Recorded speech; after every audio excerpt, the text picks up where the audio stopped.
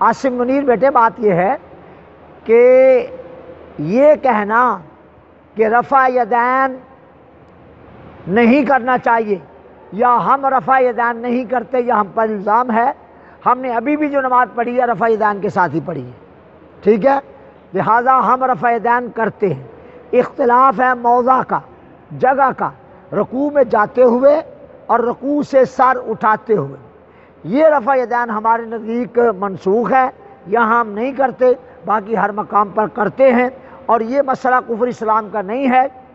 اگر کوئی امام شافعی کا مقلد رفع یدین کرے ہمیں کوئی اعتراض نہیں، اگر کوئی امام احمد بن حنبل کا مقلد رفع یدین کرے ہمیں کوئی اعتراض نہیں، اگر کوئی امام مالک کا مقلد کھلے ہاتھ چھوڑ کر ارسال یدین سے نماز پڑھے ہمیں کوئی اعتراض نہیں، کوئی یہاں ہاتھ باندھ کر نماز پڑھے ہمیں کوئی اعتراض نہیں، کوئی یہاں باندھ کر پڑھے یا کوئی یہاں باندھ کر پڑھے، لہٰذا یہ مسائل جھگڑے کے نہیں ہیں، یہ فروعی ہیں۔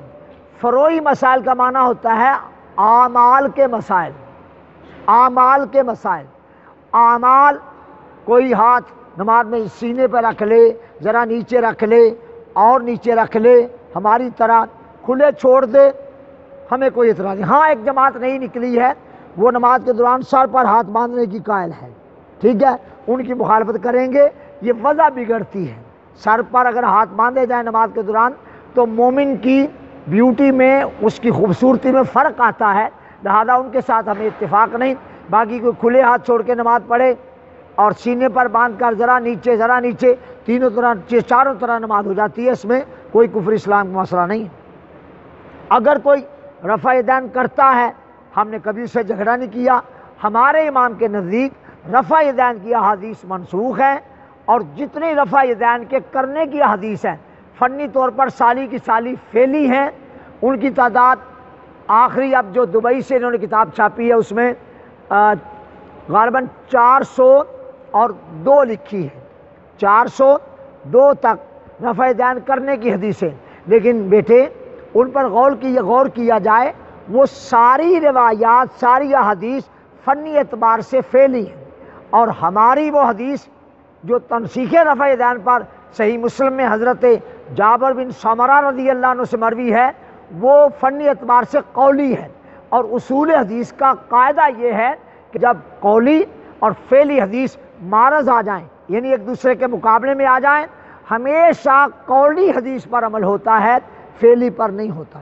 مثال اس کی یہ ہے، حضرت سلطان الحدیث ابو ہریرہ رضی اللہ تعالی عنہ کے اپنے برتن میں کتے نے منہ ڈالا تو آپ نے اپنے برتن کو 7 بار مٹی سے مل کر دھویا۔ یہ روایت کون سی ہوئی؟ کون سی؟ فعلی۔ یہی مسئلہ حضرت سلطان الحدیث ابو ہریرہ رضی اللہ تعالیٰ عنہ سے پوچھا گیا کہ حضرت اگر کتا برتن میں منہ ڈال دے تو اس کو پاک کرنے کا کیا طریقہ ہے؟ تو آپ نے فرمایا کہ برتن کو 3 بار مٹی سے مل کر پانی لگا کر دھو دیا جائے تو پاک ہو جائے گا۔ یہ حدیث کون سی ہے فنی طور پہ؟ قولی۔ اب حکم کیا ہے؟ اگر کتا برتن میں منہ ڈالے تو کتنی بار مٹی مل کے دھویا جائے گا؟ 3 بار۔ لہذا عمل ہمیشہ حدیث قولی پر ہوتا ہے، فعلی پر نہیں۔ اب دونوں روایتیں ایک ہی راوی سے ہیں، اس کا مطلب یہ ہے کہ اول جو عمل تھا وہ ابتدائی اسلام میں یا ایک موقع پر نبی علیہ السلام نے ایسا فرمایا ہوگا، یا راوی کا یہ اپنا اجتہاد ہوگا، لیکن ثانی قول جس میں حکم دیا وہ قولی حدیث ہے، وہ زیادہ معتبر ہے کہ بعد کو 7 بار دھونے کا حکم منسوخ ہو گیا ہوگا، یا ان کے اجتہاد سے 3 بار دھونا کافی ہوگا۔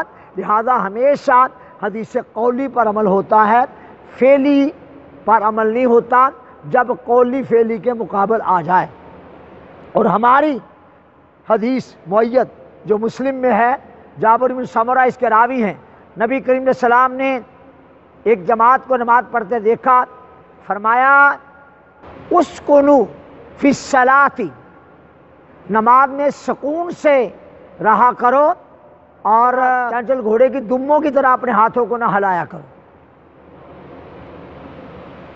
یہ حدیث نماز کے اندر رفع یدین کی تنسیخ کی حدیث ہے اور قولی ہے، اس پر ہمارا عمل ہے اور صحیح مسلم میں موجود ہے۔ Is it clear?